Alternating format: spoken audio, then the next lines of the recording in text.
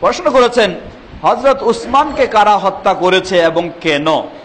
তিনি নাকি আসল কোরআন নিজের কাছে লুকিয়ে রেখেছিলেন, এজন্য তাকে মারা হয়েছে এবং তা রক্তাক্ত কাটা গলা কোরআনের উপর পড়েছিল। জবাব: ওসমান রাদিয়াল্লাহু আনহুকে বিভিন্ন রকমের অপবাদ দেওয়া হয়েছিল, আর এই অপবাদ দিয়েছিল খারেজিরা। সেই অপবাদ দিয়ে তারা উসমান রাদিয়াল্লাহু আনহুকে হত্যা করেছে। যারা হত্যা করেছে এরা হলো খারেজি, যারা অপবাদ দিয়েছে এরাও হলো খারেজি। যেমন যারা হত্যা করেছিল, এই হত্যার আগে একবার উসমান রাদিয়াল্লাহু আনহুকে আক্রমণ করার জন্য গিয়েছিল। তারা অধিকাংশই ছিল কম বয়সী মানুষ। আমাদের সমাজেও দেখবেন অধিকাংশ কম বয়সী, খুব দুদিনেই যেন ইসলাম অনেক সুন্দর হয়ে গেছে, এখন শুধু হত্যা ছাড়া আর কিছুই বুঝে না, কেতাল ছাড়া আর কিছুই বুঝে না। এটা হলো ওই রোগটাই ঘুরে বেড়াচ্ছে, যে অল্প বয়সী কোরআন সুন্নাহ কিছুই বুঝে না, হয়তো কিছু আয়াত এবং কিছু হাদিস দলিল হিসাবে মুখস্থ করে নিয়েছে, এখন তার নেশা এবং পেশা ও বক্তব্য কেতাল ছাড়া আর কিছুই বুঝে না। এই ধরনের রোগ যার কাছে ছিল সেই খারেজিরাই উসমান রাদিয়াল্লাহু আনহুকে হত্যা করেছে।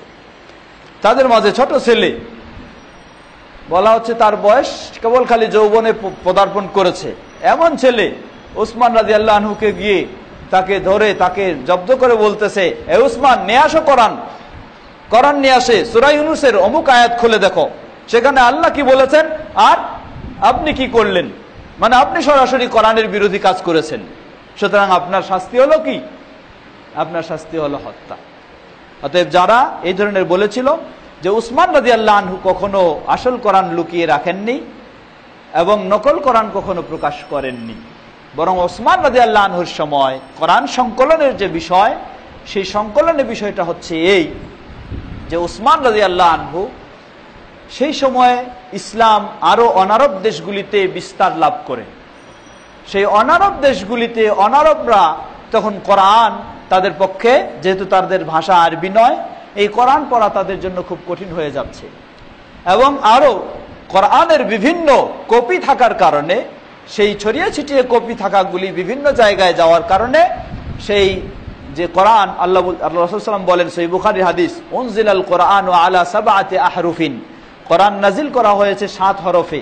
7 হরফে বলতে এই কোরআনের আয়াতগুলি বা শব্দগুলির মাঝে বেশ কিছু পার্থক্য রয়েছিল তেলাওয়াতের ক্ষেত্রে, কিন্তু অর্থের ক্ষেত্রে কোনো পার্থক্য ছিল না। তো এটাও যখন বহাল ছিল, যার কারণে এক একজন এক এক রকম তেলাওয়াত, এক এক রকম এই বিশৃঙ্খলা সৃষ্টি হতে শুরু করলো, তখন উসমান রাদিয়াল্লাহু আনহু নির্দেশ দিলেন যে সব কিছুকে একত্র করা হোক। আর আবু বকর রাদিয়াল্লাহু আনহুর সময় কোরআনের যেই নুসখা, যে কপিকে সংকলন করা হয়েছিল, সেই কপিটি ছিল হাফসা রাদিয়াল্লাহু আনহার কাছে সংরক্ষিত। উসমান রাদিয়াল্লাহু আনহু এই সবগুলি নিয়ে সেগুলিকে কি করলেন, নির্দেশ দিলেন যে এগুলি জ্বালিয়ে ফেলা হলো। আর মূল যে কপি ছিল হাফসা রাদিয়াল্লাহু আনহার কাছে, সেই কপিটা নিয়ে সেখান থেকে একাধিক কপি তৈরি করে গোটা বিশ্বে ছড়িয়ে দেওয়া হলো আসল কপি থেকে। সুতরাং ওসমান রাদিয়াল্লাহু আনহু মূল কোরআন রেখে দিয়েছেন নিচের কাছে আর দেননি, এটি সম্পূর্ণ ভুল কথা, এটি মিথ্যা কথা। বরং তিনি এই সমস্যা নিরসনের জন্য আবু বকর রাদিয়াল্লাহু আনহুর সময় প্রসিদ্ধ সাহাবী যায়েদ বিন সাবিত রাদিয়াল্লাহু আনহু এবং যারা রাসূল সাল্লাল্লাহু আলাইহি ওয়াসাল্লামের ওহী লিখেছিলেন, তাদের মাধ্যমে যে কোরআনের কপি সংকলন করা হয়েছিল, সেই কপি থেকে একাধিক কপি তৈরি করে তিনি শুধুমাত্র বিস্তার ঘটিয়েছেন, সর্ববিশ্বে ছড়িয়ে দিয়েছেন, এছাড়া অন্য কিছু নয়। অতএব যারা মেরেছিল তারা হচ্ছে খারেজি। আর উসমান রাদিয়াল্লাহু আনহুকে যখন হত্যা করা হয়, সেই সময় তিনি কোরআন তেলাওয়াতরত অবস্থায় ছিলেন।